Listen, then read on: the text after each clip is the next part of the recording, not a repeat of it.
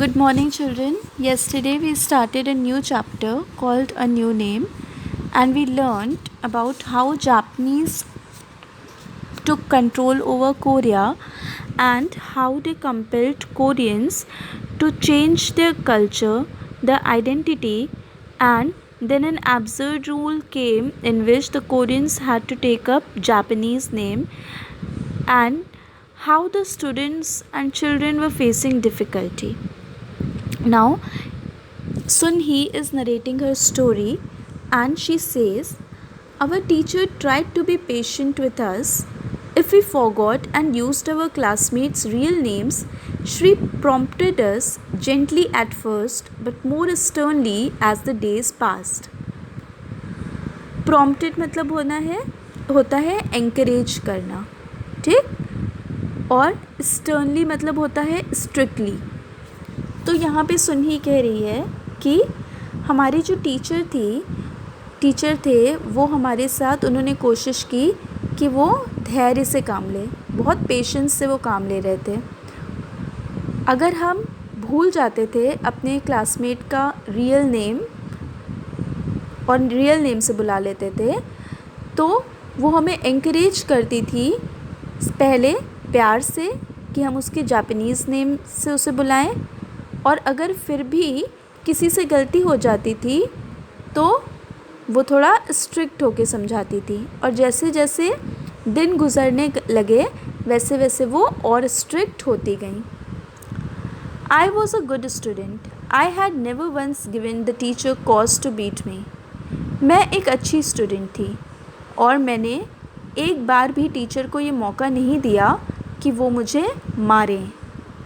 I was very careful to use everyone's Japanese name and to respond when anyone said Kyoko, even though it felt as if they were talking to someone else.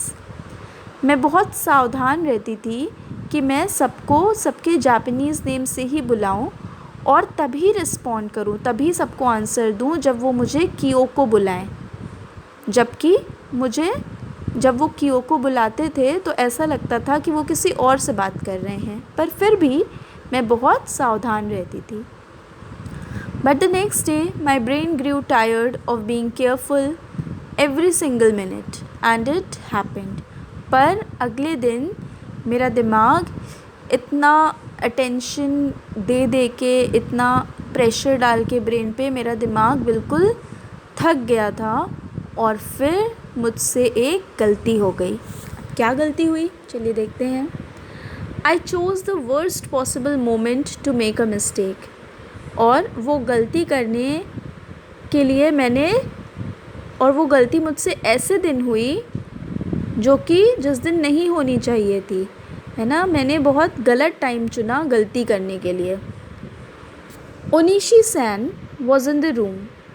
He was a Japanese army officer whose job was to make sure all the students were learning to be good citizens of the empire.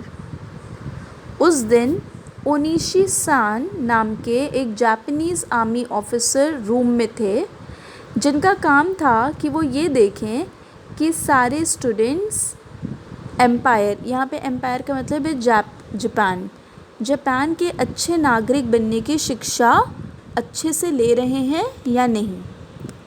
He came into our classroom several times a week, often in the middle of a lesson. वो हमारे classroom में हफ्ते में कई बार आते थे। अक्सर जब क्लास चलती रहती थी, जब कोई टीचर पढ़ाते रहते थे, उसी के बीच में वो आ जाते थे। We always stopped what we were doing and bowed to him. और जब भी वो क्लास में आते थे तो हम जो भी कर रहे होते थे हम वहीं रुक जाते थे और उनके सामने अपना सर झुका देते थे। Then he would stand at the back of the room and observe us for a while. फिर वो क्लासरूम के पीछे चले जाते थे और थोड़ी देर के लिए हम सबको ऑब्ज़र्व करते थे। I could tell he made the teacher nervous. और टीचर को देख के मैं ये बता सकती थी कि उनकी प्रेजेंस से टीचर नर्वस हो जाती थी, घबरा जाती थी। I tried specially hard to give the right answers when he was around. और जब भी वो क्लास में होते थे मैं कोशिश करती थी कि मैं सही आंसर्स ही दूँ. That day I knew he was in the room. I knew I had to be extra careful not to make a mistake. And somehow I did the very thing I was trying hard not to do. I said Myungin instead of Megumi. और उस दिन मुझे पता था कि वो कमरे में है. मुझे पता था कि मुझे ज़्यादा सावधान रहना है, मुझे गलती नहीं करनी है. लेकिन पता नहीं क्या हो गया, मैंने वही किया जो मैं नहीं करना चाहती थी, जिसका मुझे डर था. मैंने म्यूंगिन को उसके जापानीज़ नाम मेगुमी की बजाय म्यूंगिन यानी उसके कोरियन नाम से ही बुला दिया. Onishi san heard me. और मेरी वो गलती ओनिशी सैन ने सुन ली. सैन का मतलब होता है बेटा, जैसे हम लोग सर या मैम बोलते हैं ना, वैसे ही यहाँ पे सैन का मतलब है. He made a funny sound in his throat like ah. और उसने अपने गले से एक अजीब सी आह की आवाज़ निकाली, जैसे आह गलती कर ही दी अब तुमने. Then he looked at the teacher and made an abrupt motion with his stick.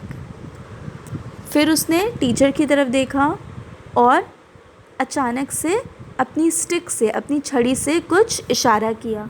Abrupt यानी अचानक से. The teacher glanced at him quickly and then at मी.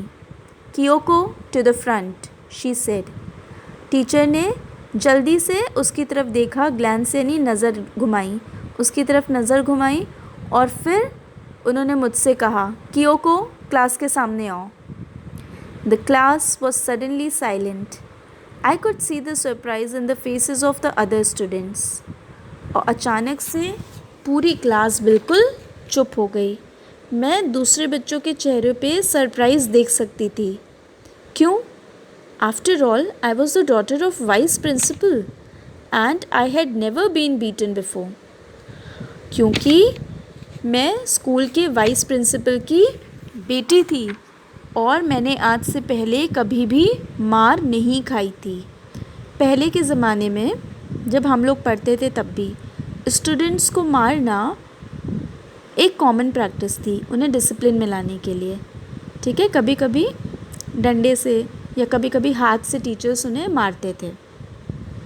अब ये बैन हो गया है, अभी मना हो गया है, बट पहले ये होता था कि टीचर्स बच्चों को मारते थे. In the brief moments it took me to walk to the front of the class, I saw the teacher's face. और वो थोड़ा सा टाइम जो मुझे अपनी सीट से क्लास के फ्रंट तक जाने में लगा, उसमें मैंने टीचर का चेहरा देखा. She looked so unhappy that I felt sorrier for her than for myself. और उसका चेहरा जब मैंने देखा टीचर का, तो वो इतनी ज़्यादा नाखुश थी कि मुझे अपने से ज़्यादा उनके लिए दुख होने लगा. She didn't want to beat me. वो मुझे मारना नहीं चाहती थी. But she had to because Onishi san was there. पर उन्हें मुझे मारना पड़ा क्योंकि ओनिशी सर वहाँ पे थे. It was so unfair. First our names were taken away and then we weren't given any time to learn each other new names. और ये कितना बड़ा अन्याय था. सबसे पहले हमसे हमारे नाम छीन लिए गए और नाम तो छीने गए, उसके बाद हमें एक दूसरे के नए नाम सीखने का मौका भी नहीं दिया गया. So when the bamboo cane swished through the air, I was angry, not frightened. तो जब वो बेत की छड़ी हवा से उड़ती हुई मेरी तरफ आ रही थी, तो मैं डरी हुई नहीं थी, पर मैं गुस्से में थी. With each stinging whack, the word rang in my mind. Unfair, unfair, unfair, unfair, unfair. और stinging यानी चोट पहुंचाने वाला, whack यानी मार. और हर उस चोट पहुंचाने वाली मार जब मुझे पड़ रही थी, तो मेरे दिमाग में सिर्फ एक ही बात घूम रही थी कि ये जो भी हो रहा है वो सब अनफेयर हो रहा है, गलत हो रहा है. Best of all, I was too angry to cry. और सबसे बड़ी बात कि मैं इतने गुस्से में थी कि मुझे रोना भी नहीं आया. At home that night, Omoni pressed her lips together when she saw the fierce red welts on my legs. ओमोनी मदर को कहते हैं कोरियन में, और वेल्ट यानी जो जब डंडा पड़ता है, जब डंडे से मार खाते हैं तो हल्का सा उभार आ जाता है रेड कलर का घाव, उसे वेल्ट कहते हैं। उस रात को जब ओमिनी ने यानी मेरी माँ ने मेरे पैर पे बहुत फियर्स यानी बहुत गहरे ज़ख्म देखे डंडे के, तो उनका चेहरा बिल्कुल उतर गया। प्रेस्ड हर लिप्स यानी उनका चेहरा, उनकी बोलती बंद हो गई और उनका चेहरा बिल्कुल उतर गया। She soothed them with a paste made of herbs, but the marks stayed there for several days.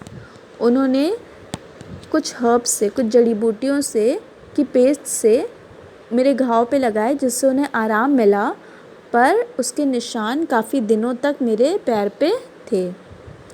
I was glad they did not fade right away, और मुझे खुशी थी कि वो इतनी जल्दी गायब नहीं हुए। क्यों? क्योंकि seeing and feeling the sore redness of those welts always made me a little angry all over again, क्योंकि मैं नहीं चाहती थी कि जो मेरे अंदर गुस्सा था जापानीज़ लोगों के अगेंस्ट वो शांत हो। उन घाव को देख के मैं रोज़ थोड़ा थोड़ा मेरे अंदर गुस्सा और भर जाता था। I wanted to stay angry about losing my name. मैं चाहती थी कि मेरा गुस्सा कम ना हो क्योंकि मुझसे मेरा नाम छीन लिया गया था। But I wasn't the only one. पर सिर्फ मुझसे ही मेरा नाम नहीं छीना गया था। So dear children, that's all for today. We will continue the next part tomorrow. Thank you.